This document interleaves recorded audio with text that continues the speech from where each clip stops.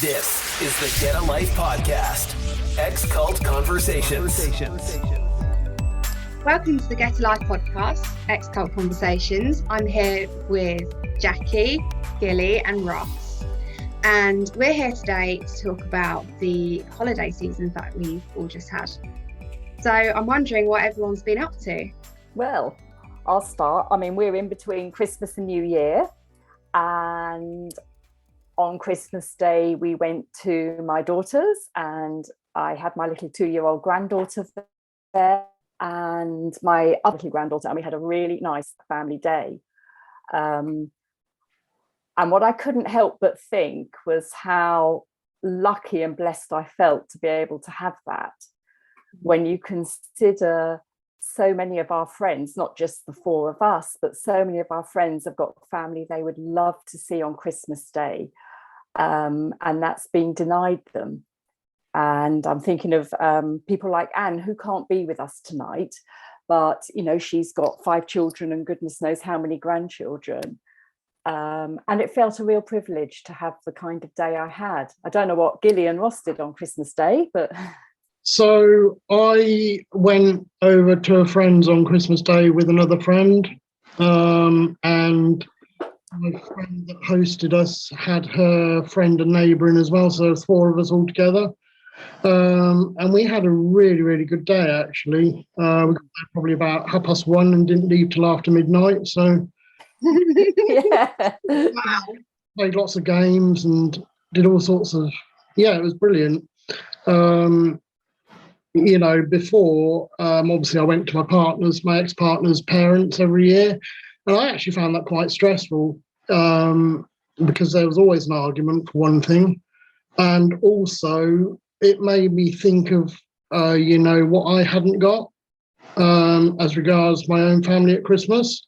So to go to a friend, it was actually nicer than it used to be going over to my ex-partner's parents, to be honest with you. So that's what I did.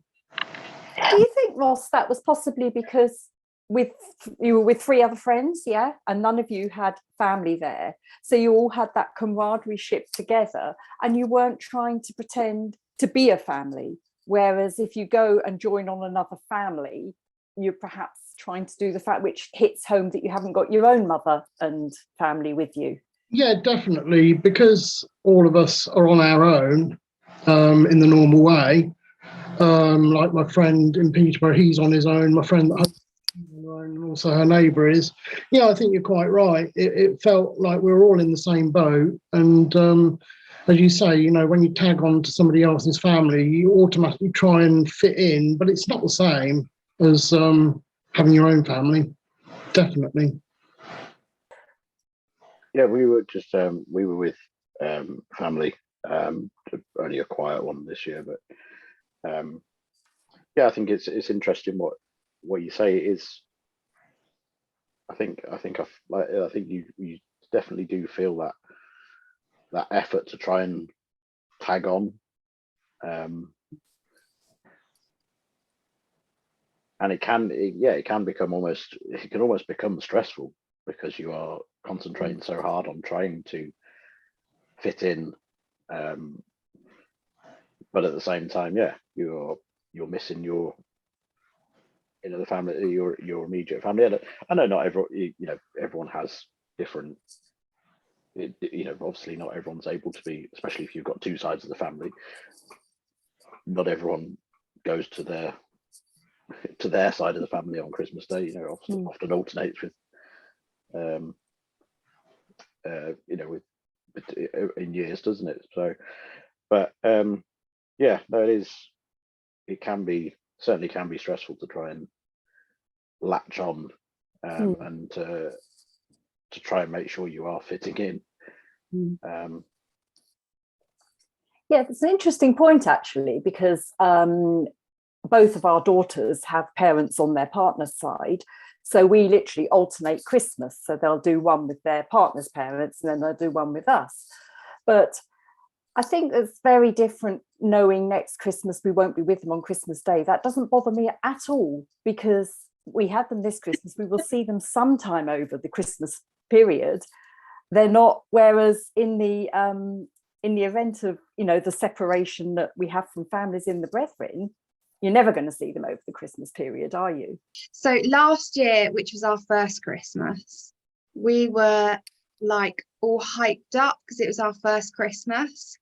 And then this year, it was a bit of a reality check, and a bit of a come back down to earth kind of moment. And we booked a holiday. We went away. We went to this beautiful wooden lodge in the middle of the Brecon Beacons with no one around, a log fire and a hot tub, and we had a beautiful Christmas meal just as us three. And yeah, we did that from the 22nd till the 26th. So I came back Boxing Day, and it was just so nice. We've had a really hectic year, and it's been really nice to just reconnect as a family. And the pressure that you've been talking about, like with having to do with other people that aren't your own family, that just vanished. And it was really interesting because I was talking to some of my friends about what they did at Christmas, because they have complicated family dynamics, and they used to book a cruise. And I think if you really miss your family once you come out, I think it's a really good thing for you to just go away on your own. Neither me or Bruce have got family on either side because they're all in the cold. So for us, I think going away might be our thing. Obviously, over the years, we'll build more relationships with more and more people. But I really struggle with the Christmas family thing because we don't have that. And a lot of people that leave won't have that either. Obviously, Jacky, you've been out a while. Yeah. And Gilli, you married are not brethren, and Ross, your friends are not brethren. So like you've got that. You know what I'm trying to say? Like you've all got like relatives-ish. Ross, maybe not, but you've got relatives on the outside that you can do the family thing with. Yeah. Whereas we're still on our own. So yeah, we've really enjoyed getting away. And then 27th we went to some of Bruce's family that are out that left in like just before Aberdeen. So what's that, 1960 or something? So yeah, we went to them yesterday and had a really nice time. And then Friday we're going to his other cousins, which is tomorrow. So we still have, and then yesterday I popped into my friends and we had a bottle of wine and some nibbles, and I think, do you know what I really hate about Christmas though, is the amount of money people spend. Yes. Yeah. Yes. It's really shocked me. Yeah. I will don't miss. Yeah, this is one good thing I will say about the Brethren. They don't have the stress of buying Christmas presents. If there's anything good we can say, I will say that. Why? And it was something we never had growing up. And why is no one being like, people aren't buying Christmas presents for the right reason anyway, because people aren't actually celebrating the birth of Christ. Yes. So why don't we do like a New Year's party instead and get all the stuff in the sale? No one's clocked onto that. They haven't actually woken up to that. And I'm like, come on. But like, I felt really measly in the stuff that I brought Charlie, because you look at like all my friends on Facebook, there is lounge, like literally you can't see the carpet because of Christmas presents. And I'm like, is this normality? Because I think it's interesting, isn't it? Because I wonder whether, having not been brought up with that Christmas as a little children, none of us had that excitement of Santa Claus coming and bringing presents. It wasn't something we were brought up with at all. It just didn't happen. I did up until age 6 when parents joined Brethren. So I kind of had an inkling, but Bruce has no idea. But not that I can really remember Christmas either. I can remember a couple of my gifts. But I wonder if that gives us a more realistic view of Christmas, as in when you do see some of the extravagance, it's ridiculous. Yeah, that's one of the things I've really struggled with. People literally spending like £1,000 per child. I'm like, it's not necessary, and it also takes away. I mean, if you think about what Christmases were perhaps like in the Brethren, I mean, I don't know what you three remember being told, but obviously I did leave a while back, so they may be saying different things now. But I was told as a child, it was a pagan festival, and Christmas essentially is a Christian festival where you remember the birth of Christ. That's, as I understand, the origins of it.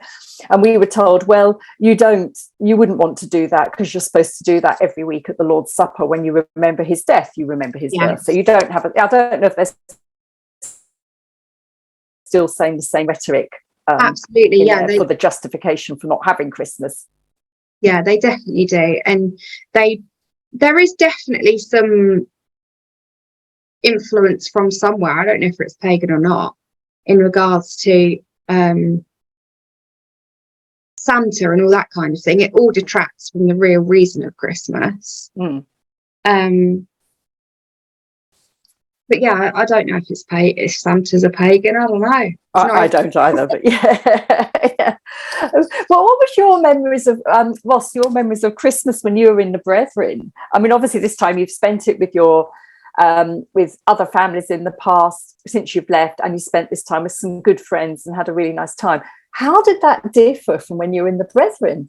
So, I mean, it's a job to say really, because obviously my parents were quite free and easy. So whereas a lot of people would just be on their own for Christmas and do anything, my parents always had people over, whether it be relatives from elsewhere in the country or whether it just be locals that,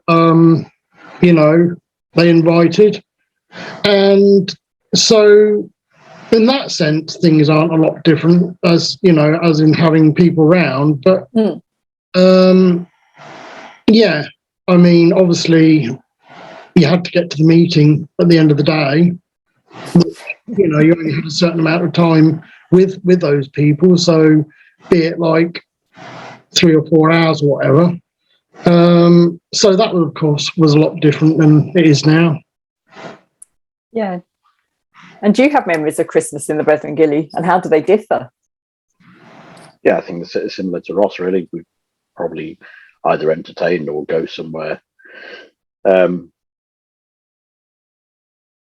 yeah, like Ross says, there was always that pressure of trying to still keep the Brethren lifestyle going, getting to the meeting on time, and especially for a big family like us, it was always a mammoth task to make sure we were getting to a meeting, especially if we were elsewhere.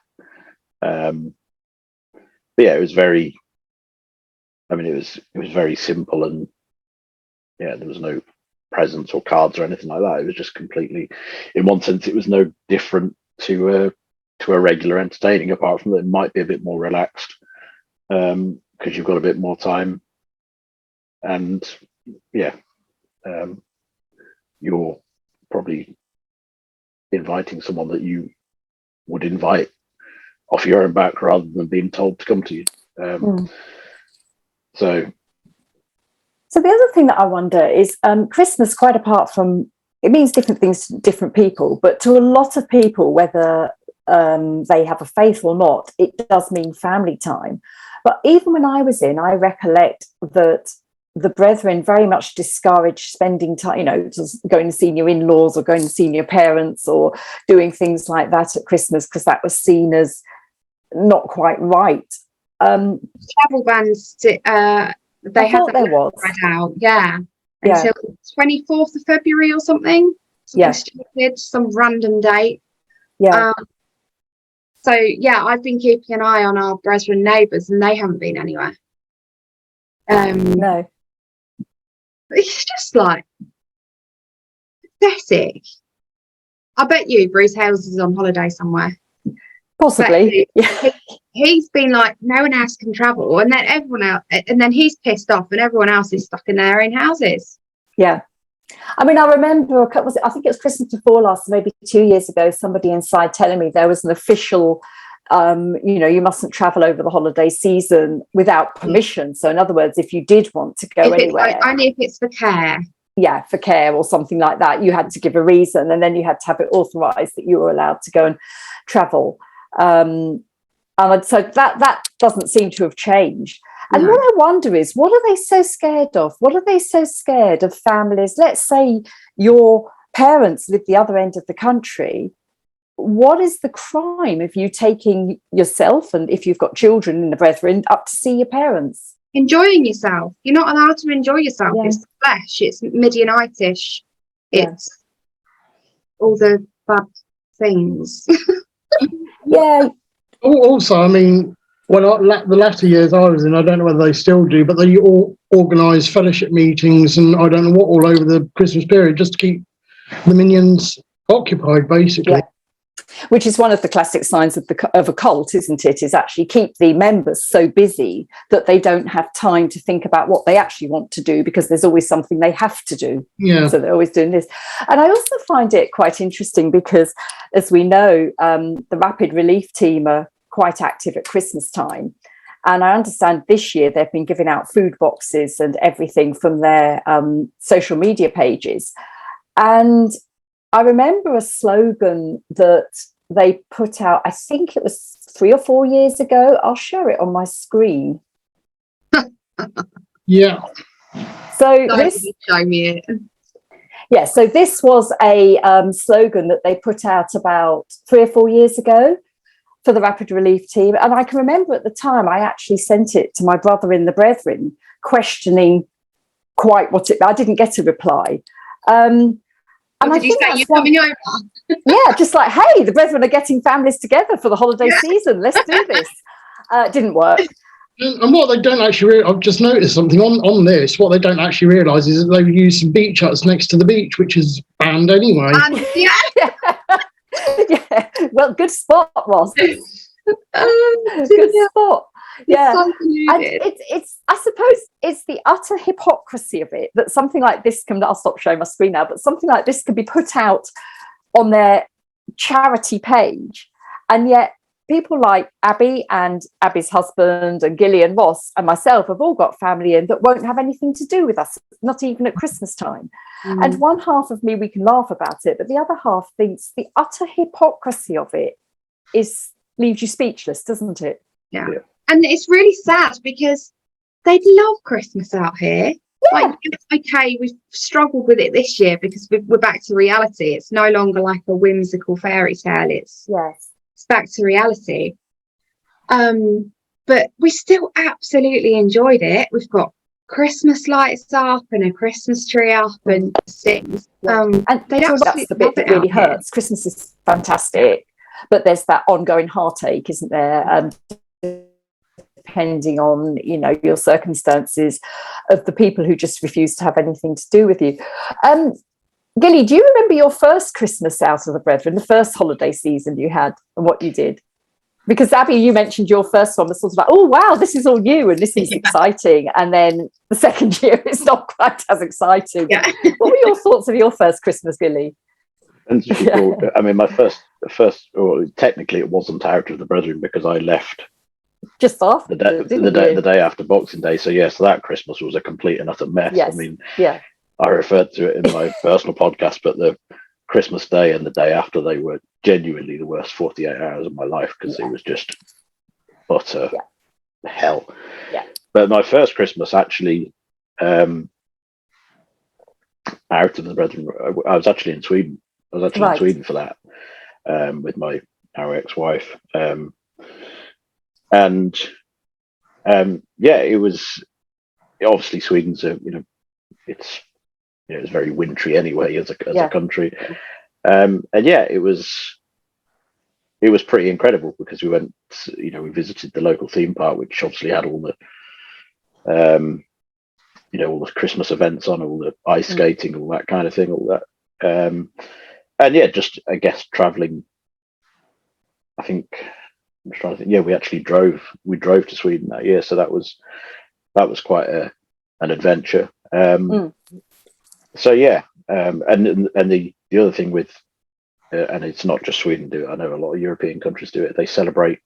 Their celebration is on the 24th. Yes. So they have the sort of the the family meal and all that kind of thing on the 24th, and Christmas Day is almost like our kind of Boxing Day. It's a bit of a dead, just time to recover.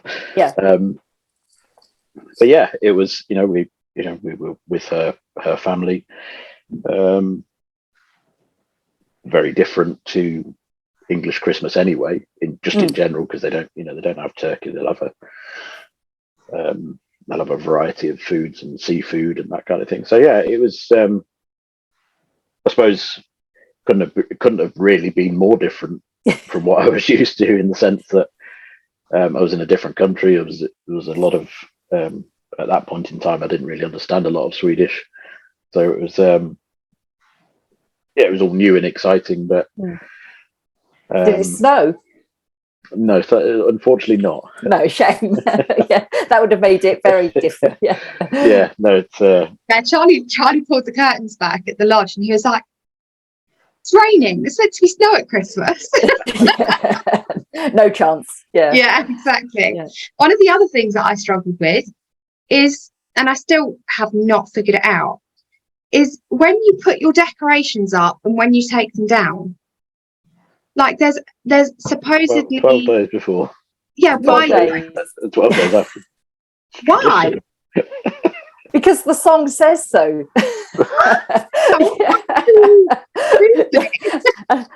It's not because the Bible says so, I don't think anyway, but the song says this so. is what I mean. It's got to come from somewhere. Yeah. There is some tradition behind it, isn't it? 12 days before and 12 days afterwards, isn't it? Yes, I think there is. Yeah, there is. But you don't know what it is either. Not off the top of my head, no. I do remember asking the question once, but okay. Yeah. All right, I might have to research it myself then. Research that. Yeah. I don't want to get it wrong. No, exactly. Get your decorations up too long or up too early. How was your what was your first Christmas was? I can't remember what time of year you left the Brethren. So was it how soon after you left it would have happened for you, the first holiday? It was about 6 months after I left. So I left okay.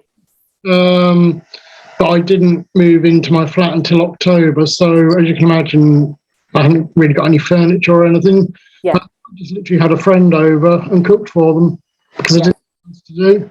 Yeah. Otherwise, I would have been on my own. And that was only Christmas Day. Holiday, I didn't see anybody at all. Yeah. Thankfully, that's changed now because I've got a big network of friends in Peterborough. But takes time to build that, doesn't it? Yeah, I mean, my first Christmas was actually quite spectacular. It's a long time ago now. We had relatives in South Africa, and I'd been out about 8 months, and my brother and I booked to go and see them. So we actually had 3 weeks in South Africa over Christmas, and it was 85 degrees and baking hot, and we still had turkey and a Christmas tree, and we went to the beach. So it was such a stark contrast, to what we did in the Brethren, that it was almost slightly overwhelming, really, because you don't know quite what it's all about. But it was such a marked landmark. And I can remember thinking at the time, I mean, I was quite young when I left the Brethren, but all the years we'd missed out on, but then great, because all the years we got ahead of us when we can just enjoy it. So, yeah, and I think that's perhaps one of the messages I don't know about you three, but what I would like to say to anybody in the Brethren, that Christmas traditionally in the UK is family time. That's what people view it as. And it's, even families that don't get on try and make an effort. And I think it's a good time for people in the Brethren to make an effort and just pick up the phone and say, how are you? I don't know how you three feel about that. What's stopping them? Fear. Yeah. Fear. Fear of what? So. Fear of the consequences of talking to us, I think. Because why wouldn't they any other day? Why not? Why just Christmas? Why don't they talk to us anyway? It's absolute fear of the, I don't know, hell. maybe. I don't know. I sometimes wonder if it's fear that they might actually enjoy talking to us, as in, so they'd love it. Ross, if your mum, if you phoned up and had a chat, that they'd suddenly realise that, as we said when we talked about what it means to be an opposer, we are still the same people. We haven't changed. We're not, sort of. I mean, when they talk about us being, I think it might just be fear that they might actually enjoy a conversation with us and might actually come off the phone thinking, hey, they're okay. They haven't got devil's horns growing out their head or anything like that. And if they did actually just sit and talk to us, that little bubble, that little invisible wall might get broken down, and then they've got a problem, haven't they? Yeah, and I suppose that brings me on to what I'd like to say to the high ups in the Brethren is that please don't. I've got none, Ross. Do not use the deed of variation and say it's a personal choice of the members, because it's not. It's your choice. If you said to the members, you can speak to your relatives outside, they would do. Yeah. It's all in your hands. It's not down to them. Yeah, it's not a personal choice when you live with that amount of fear of talking to somebody outside the Brethren, is it? No, it's not. No, but it is. They do constantly use that, don't they? That it's always a personal. It's down to the individual to choose. Absolute rubbish, is it? It's. There's no way. There's no way in hell that anybody. It's a common question that comes up. Just with regards to anything about being in the Brethren, is like, if someone doesn't know the situation with the Brethren, they'll say, "Oh, well, why don't they just do this? Why don't they just go against the rules?" Because you just don't. Okay. So to use that thing of, oh yes, it's a personal choice. No one's going to go against it. No one's going to go against those directions, because they know full well what will happen if they do. Yeah. And it's coming back to the point about you were saying, Jacky, about going and seeing in-laws and things like that, and you look at all the things like the travel bans and the special meetings that are arranged for this time of year. You just go, where is the logic? There's no logic to saying to someone who we know they lead very busy lives in terms of work and everything. So this time of year has got to be an opportunity especially for people like you say, people who have family the other end of the country. It's got to be an ideal opportunity to go. Right, let's go and spend some time with family, because it might be the grandparents don't see the grandkids very often, or whatever it is. But they don't anyway, do they? Even at not Christmas, you're not really meant to go. No, but that's what I mean. But it brings up the question: where is the logic in it? Whether it's Christmas or not, but where is the logic in that? But this time of year has got to be an opportunity for that to happen. I mean, bearing in mind the days in between Christmas and New Year, most businesses shut down or run on skeleton staff for those 2 or 3 days, as you say. I think if people have got their own businesses, they may use that but when you've got that time where you could legitimately shut things down for 2 or 3 days and go and see family and just spend some time with them, I don't know. There is no logic. There's no, when you actually break it down, you're right, Gilli, there's no rational reason for it. Where is it said that you can't go and see your family at Christmas? Anywhere, biblically, I mean, it's, I mean, I don't profess to know my Bible that well, but I don't think there's anything in the Bible that says anything like that. And logically, it just makes no sense, does it? So that must be about the control element. Yeah, and that comes back to the work thing as well, because I remember, I mean, I've just celebrated 11 years as a parent, so I'm a little bit out of date, but I can remember before I left, as an employee, the pressure, definitely in that last couple of years, the pressure was definitely there to go into work between Christmas and New Year. And, it was pointless, because I was in sales, none of my customers were in work. Yeah. There was probably minimal stuff that I could catch up on, but the pressure was there to do it.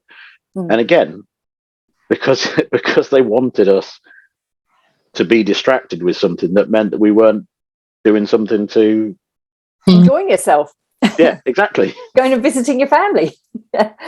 Yeah. I was talking to Bruce's grandpa's brother is the relative that's out, and they actually celebrated Christmas up until they left in 1960. Like, Brethren actually did celebrate Christmas back then. I wonder what changed. So I said, like, what was your first Christmas like? He was like, it's just normal because we did anyway. Everyone did. Does anyone know about any like new rulings back then? Or I mean, I don't remember any ruling about. I don't remember ever celebrating Christmas, and I'm considerably older than you. No, and I don't remember any ruling. He's not 80. Banning it. It must be sometime in the 60s that something was said about it, if they did used to celebrate it, or used to use it in a normal way to spend time with family or whatever. And they didn't have I don't know why that changed.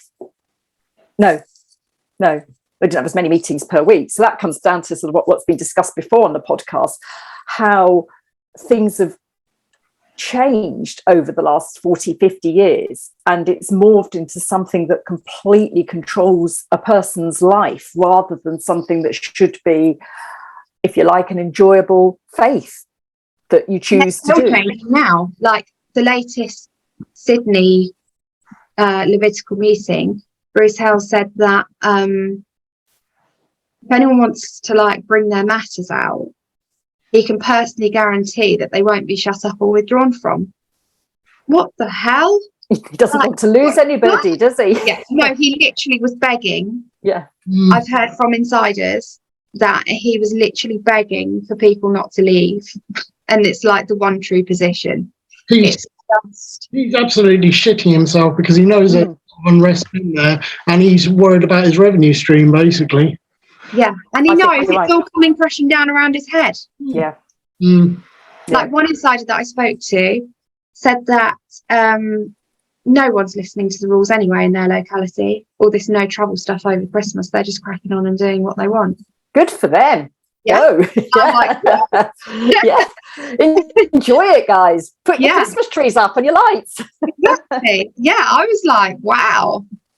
I doubt they do that in Coventry because Coventry's not like that. But yeah, I was like, fair play. Yeah.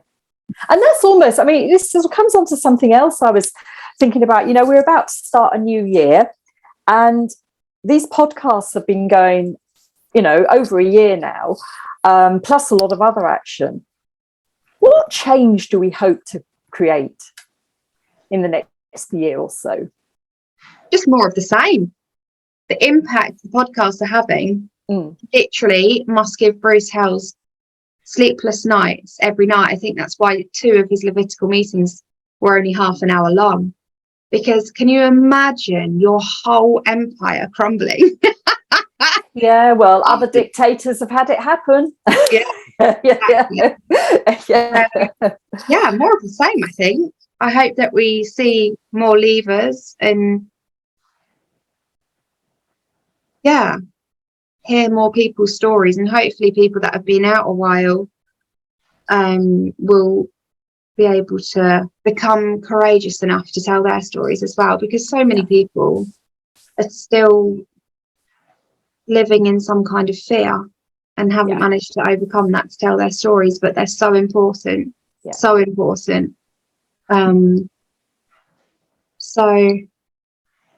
what I have to say about that. What about everyone else? What do you hope for, Ross?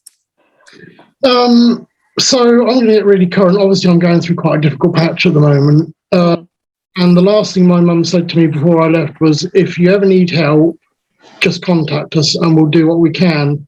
I duly do, as you know, Jacky. I do. And the answer I got was, oh, well, if you come back, you know, you'll have all the help you can get. And I suppose the change that I'd like to see is that, okay, you might not want to speak to us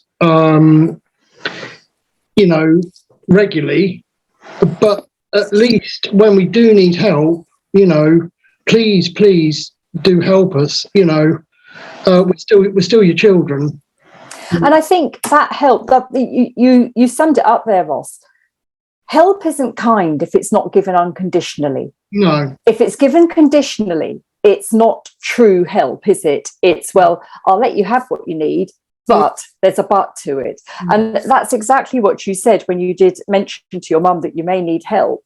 And it was the sort of course, we'll help you, but. Yeah. And you think, well, you're putting conditions on that help. You're not just saying, what do you need? And I think that's something I'd like to get across to the brethren. I know they claim to be compassionate and kind and all of those things, but conditional help is not help. It's not true kind help. So it has to be given unconditionally. And it literally says in the deed of variation, reasonable assistance should be given. And yes. That means just, after you've literally just left, from what I take it is every assistance should be given when needed, really. Yeah, I mean, it's the word reasonable, isn't it? That can be what is reasonable. And unfortunately, I think their perhaps perception of reasonable might be different to ours when it suits them. But my big thing is the conditional help. Yes, we will help you, but you sign this piece of paper, you come back to us, you don't have anything to do with it. There's a condition attached. And that's when help is not help, it becomes a burden. Yeah, you come back to us and forget all about the gay nonsense, basically. Yes, they were the actual words, weren't they, Ross? Very hurtful. Yeah, I mean, we laugh, but yeah, they were the actual words. Oh, how awful. Yeah, yes, very sad. Yeah, yeah. But you've got to kind of have some form of, is it empathy? I don't know. Towards them, they're so. Yeah, I don't blame my mum. She's been in it all her life, so she doesn't know any. I have no idea, and even I didn't have any idea what the whole, gay thing was. And now my best friends are lesbians. Like, I think we said that at the time, didn't we, Ross? It's although it was a comment that was a bit you kind of have to take it from somebody who probably believed what they were saying because that's what they've been told all their life. And if you've been told something all your life, you probably will believe it repeatedly. Yeah. What about you, Gilli? What would you like to change in the brethren? I think, obviously there's obviously the big thing that everybody's referred to in terms of family contact, that kind of thing. But I think we said throughout the year, haven't we, that this isn't just about, we're not here to try and take down their whole system. Everyone's entitled to their beliefs. Everyone's entitled to what they want to believe. Yes, obviously, if it starts cutting across legal boundaries, then that's slightly different. That's slightly worrying. But I think the big thing for me is the whole thing. Because the whole thing does that. The whole thing is a human rights violation. Yeah. Yes. Obviously there are elements, but then you could, as far as everybody, you could walk into any church across the country, and somebody will have a different belief to what even between the four of us sat here, there'll be different beliefs amongst us all. Doesn't stop us getting on. No, just because we may have different opinions. That's exactly and having what a I laugh mean. Together. Yeah, it's that kind of thing of like. Yeah, I can think of the very few times that have had conversations with family over the 11 years I've been out, and it's never a normal conversation. It's always a very stiff upper lip. There's no humour to it. There's no. The way that just personally as a family, me and my brother used to give each other stick all the time, as that was our sense of humor. But that's all dead and gone. There's nothing of that, which obviously comes back to the family side of things. And also, I suppose, it's always us that has to contact them. They never get in contact with us. Yeah. Yeah, but I think for me personally, what I would love to see is, if that's the way you want to believe, so be it. I think there's a lot more, like we've just referred to your situation, Ross. There's a lot more. They should be a lot more tolerant in their beliefs, and in the way they go about things, but also allowing people to live their lives in terms of, whether it's hobbies, holidays, what. And it comes back to the question of you asked earlier: what are they actually afraid of here? If someone wanted to take up a hobby, say, I don't know, say a winter sport. Say if someone wanted to take up skiing, if you look at it from a if you look at it from a P point of view, you're out in God's creation. You're out enjoying nature. Healthy exercise. You keep, where's the harm? If you start letting people do that kind of thing, that's when they start to lose their grip on people, and that's when of course we know that, but in terms of what we would like to see, there's so many harmless hobbies that people could take up, which ultimately would end up improving mental health, getting out and clearing your head, getting away from the rat race of P life. We all know how hectic it is. And allowing that. Time to work straight to the meeting. I think that goes back to the point, Gilli, doesn't it? If you were allowed to do those things, they keep you busy so that you can't think. Yeah. Which is a cult tactic, totally. Yeah, it's the control tactic. And I think you've summed it up. I mean, the change I would like to see, it's very much what I'd like to say to the brethren in there. You're allowed, we said it before, you're allowed your beliefs. You're allowed not to eat and drink with people if you so wish.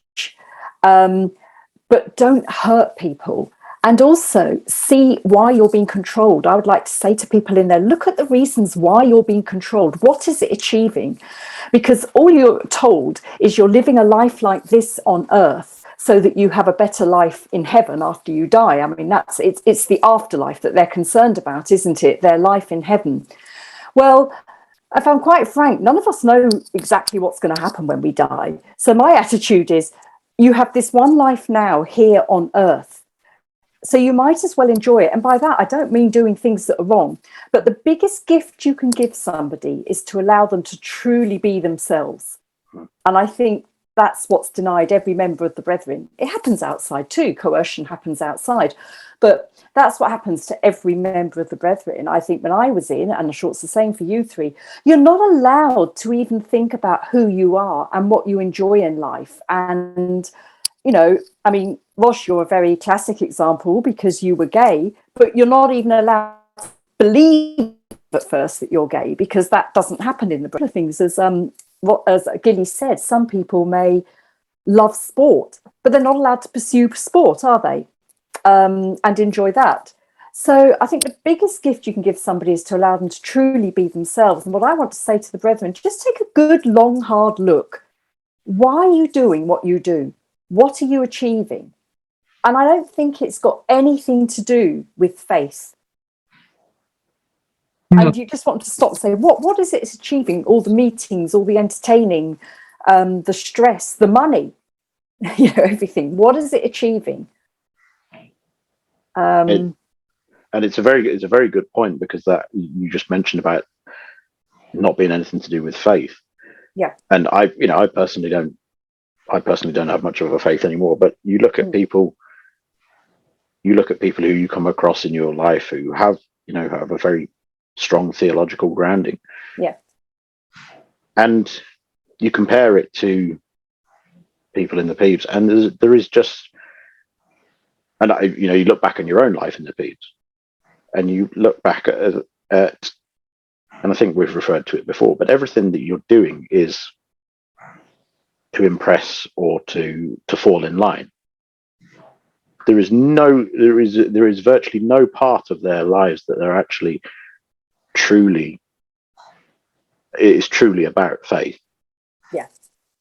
The majority of it is just about falling in line and toeing the line, and seeing who you can impress in the meantime.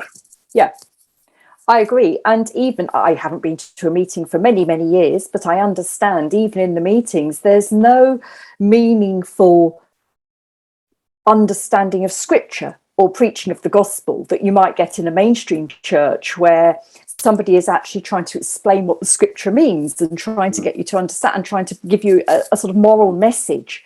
There's none of that, as I understand it. I mean, Abby, you've been to meetings more recently than me, but even in my day, a lot of the meeting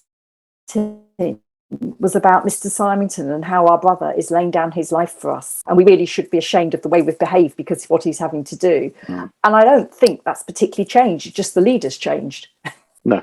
I can remember on the odd occasions when when we would have outsiders come into to a meeting, and whoever was preaching would be told to make no mention of Mr. Hales, right, in their preaching, and there were often times when you could see someone visually struggling to actually deliver what you would class as a normal preaching, because the one thing they normally talked about, they weren't allowed to do. They had to actually do a proper sermon. Yeah. Didn't know what to do. No, exactly. And it's like you were saying, coming back to the point about, actually having a solid, anybody in there actually having a sort of a reasonable grounding on the subject of faith. I remember, when I first left, I did keep my faith for a while, and I did go to church. And I remember asking the vicar at the church I was at, was like, and I explained to him, look, this is what I've been brought up with in terms of my beliefs about Christmas. And, in the Brethren, we were told that we didn't celebrate Christmas because there was no reference in the Bible about when Christ was born, etc.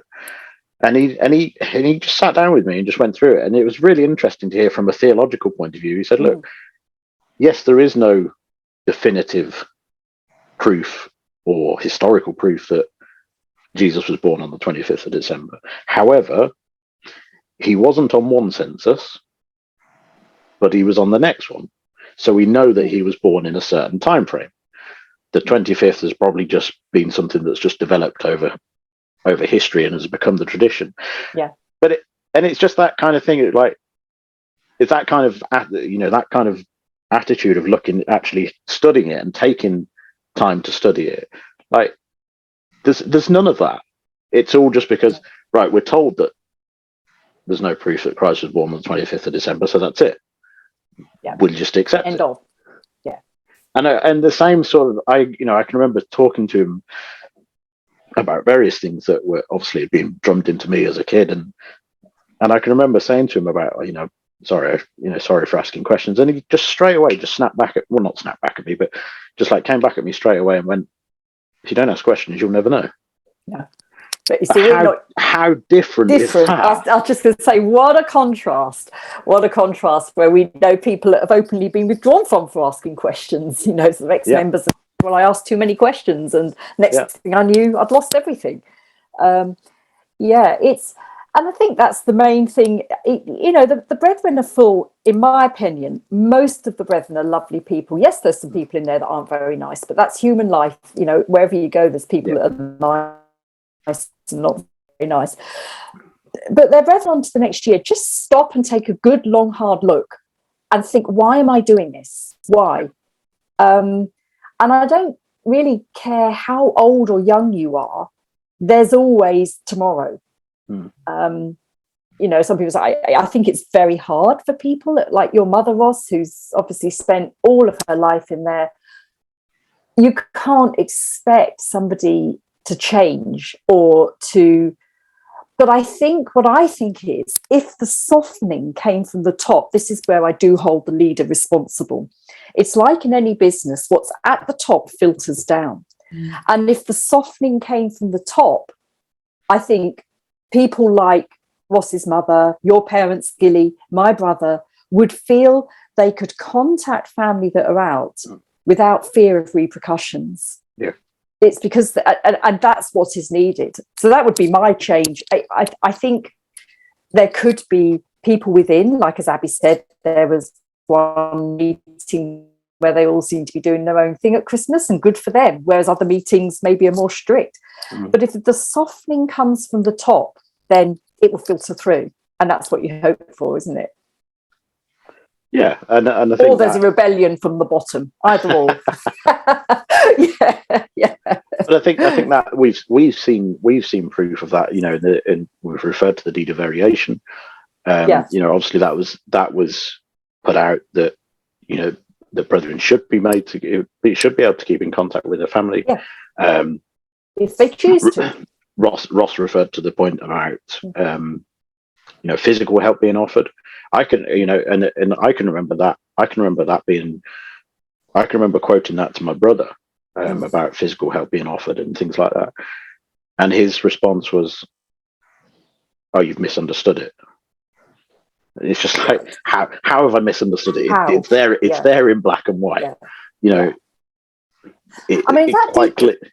That deed of variation is now just about 10 years old. It was January 2014. I remember when that was agreed in the hope, to save the brethren going to the High Court to decide about their charitable status, and basically probably having a lot of things with dirty washing aired out in the High Court, I think.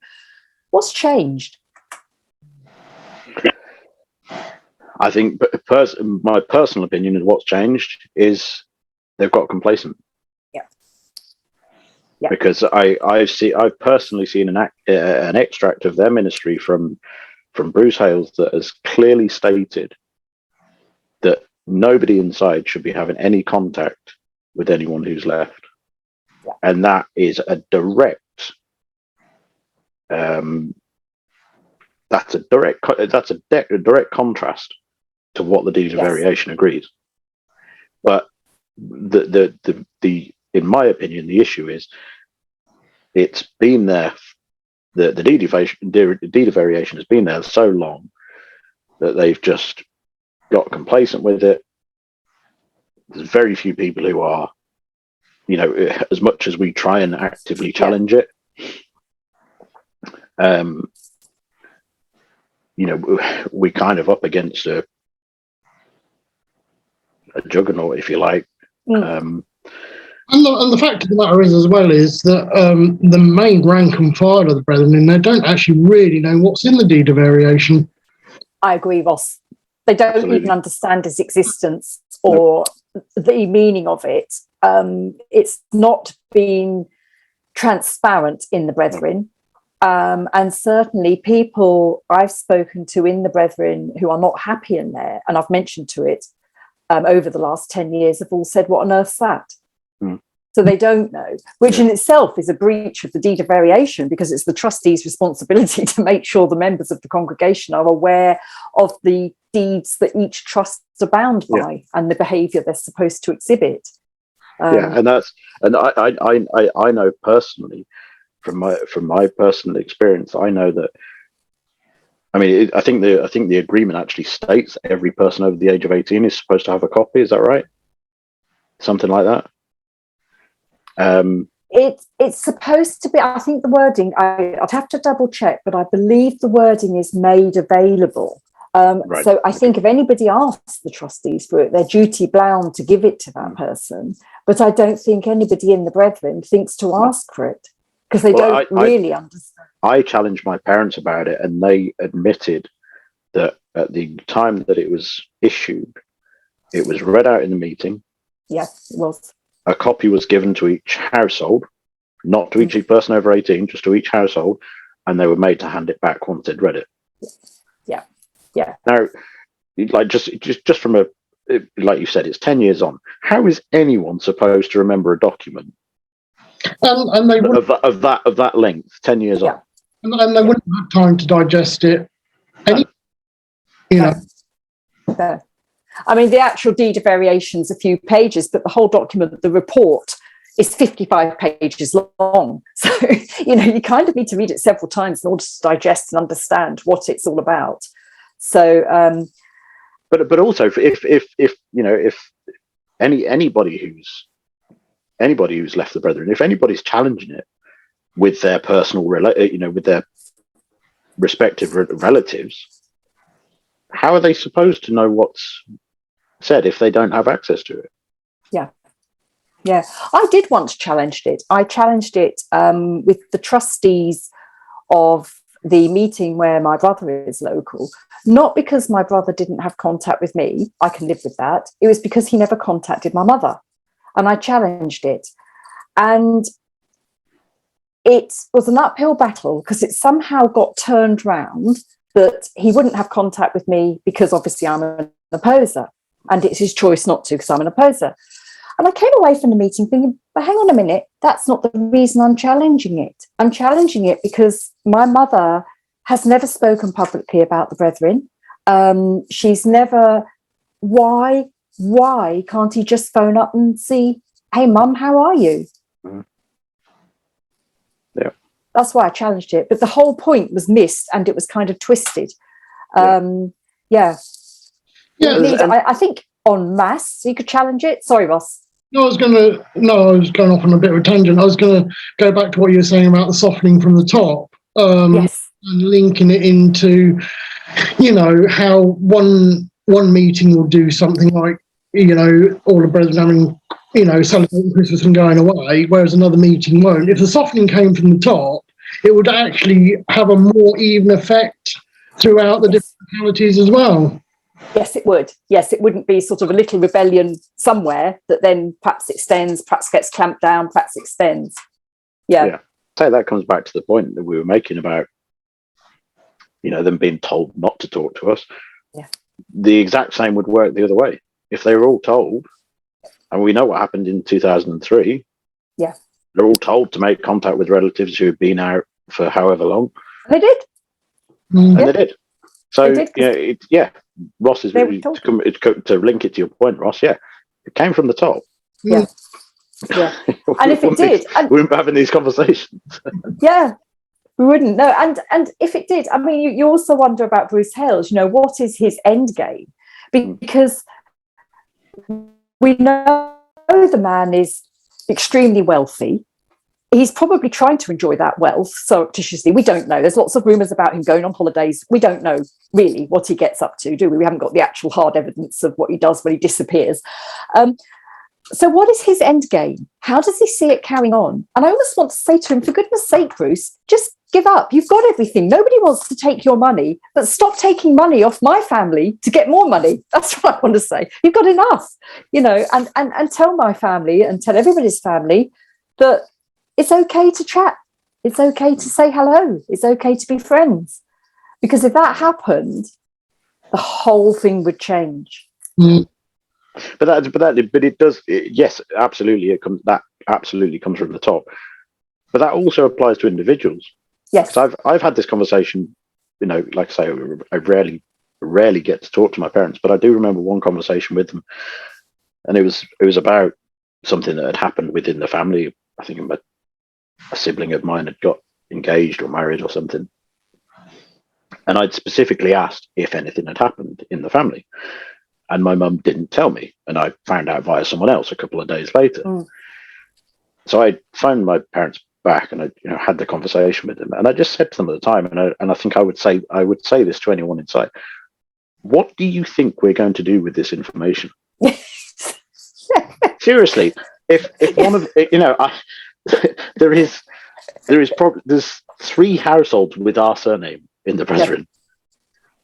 Who in the billions of people in the outside world are going to be interested in It gives the about. monkeys that your cousin's got engaged, or you're interested because it's your family, but it's not headline news.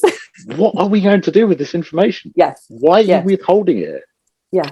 When it's absolutely, like you say, it's no of interest to anyone else, but to us, it means a lot more. Yes. Yeah. And it's like my eldest brother had a brain aneurysm, and I wasn't told until about 18 months after, and that was only through me phoning my mum and saying, "How is my eldest brother?" And that's when she told me. And it's like you say, Gilli, And yet, by contrast, information, who gives a toss that my brother had a brain aneurysm out here? It's nothing to them. But to you, yeah, he's your brother. However well you did or didn't get on with him, he's your brother, and you'd want to know if he was critically ill. Yeah. And by contrast, my brother, who's out of the Brethren, was also critically ill 11 years ago. And the first thing we did was tell my brother in the Brethren, because he had a right to know, never mind. And that actually broke down a huge amount of barriers. And this is what I mean about when I say family are hesitant, they'll get too close. My brother spoke to me an awful lot during that time because my middle brother was... that banter we used to have when we were teenagers growing up came back. And it was almost like we were friends. And we had some very familiar conversations that were lovely. And I think that might have scared him. Because he thinks, hang on a minute, she hasn't changed, mum hasn't changed, No, I think it does scare them, to be honest with you. Yeah. I think it comes back to the point about, people, we've spoken about people who are, are innocent in all of this, have got, and it's, I personally think about it from, I've got 3 sons. What have they done to deserve not having to do with their grandparents? Absolutely nothing. And, I could almost guarantee that if I asked my parents, they probably couldn't even remember their birthdays.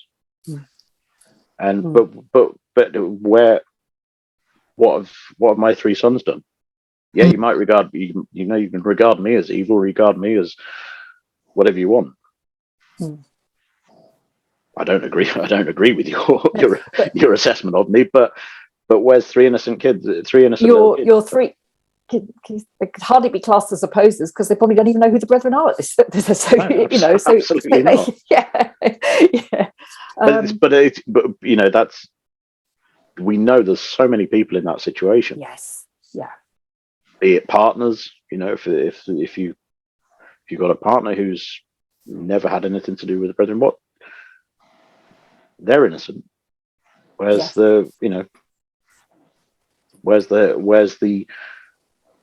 why are they evil? Yeah, why are they evil? Just because they happen to be the partner of somebody who left the Brethren. Yeah. And they're not at all. I mean, it's, yeah.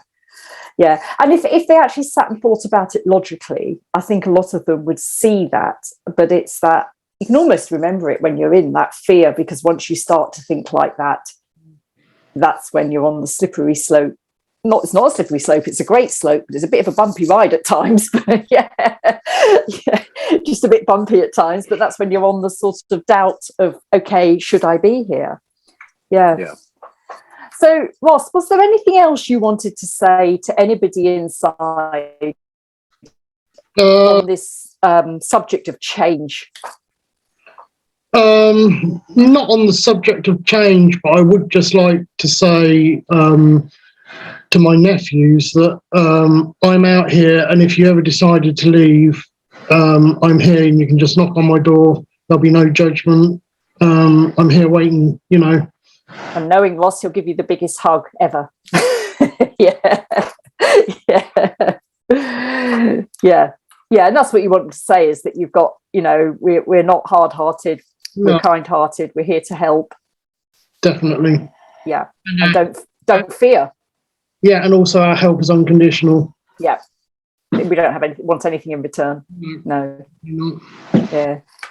What about you, Gilli? I think it would be the same. I've always personally said I will never push anyone to leave the Brethren. No. But if someone does reach out, then I will do whatever it takes to help out. And I genuinely mean that. I will, if it means driving the length of the country, I'll do it, because I think we've all experienced the desperation of wanting to leave, and we know that it's very difficult.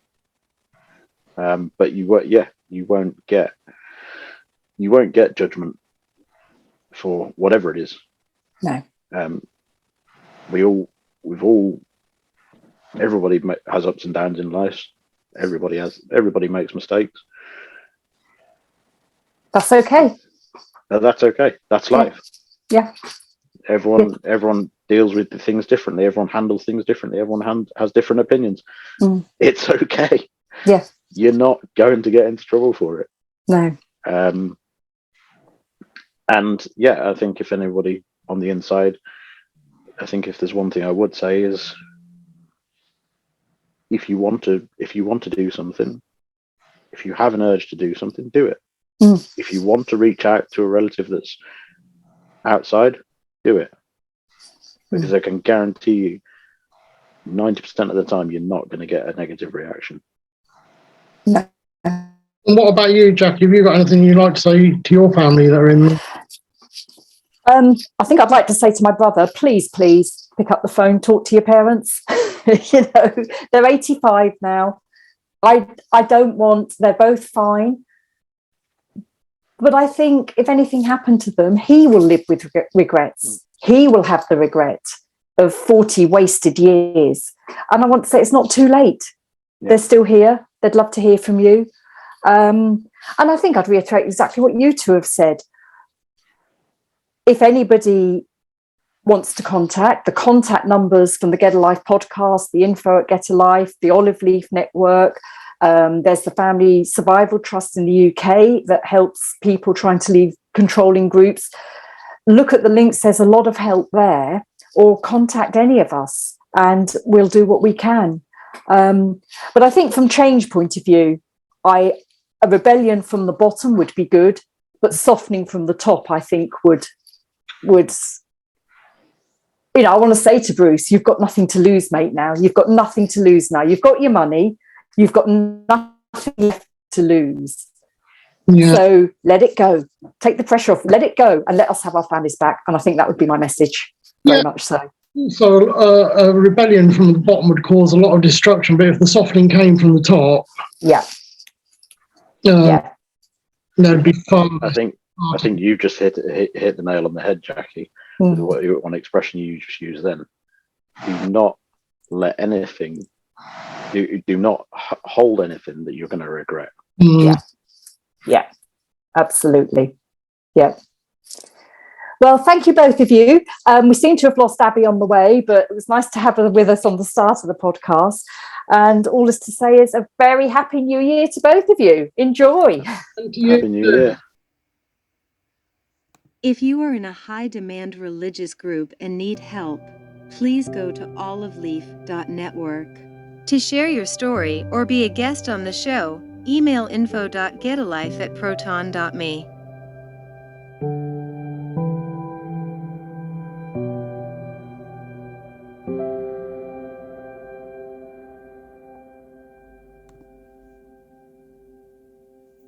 Please remember to like this video, subscribe to Get a Life, and comment.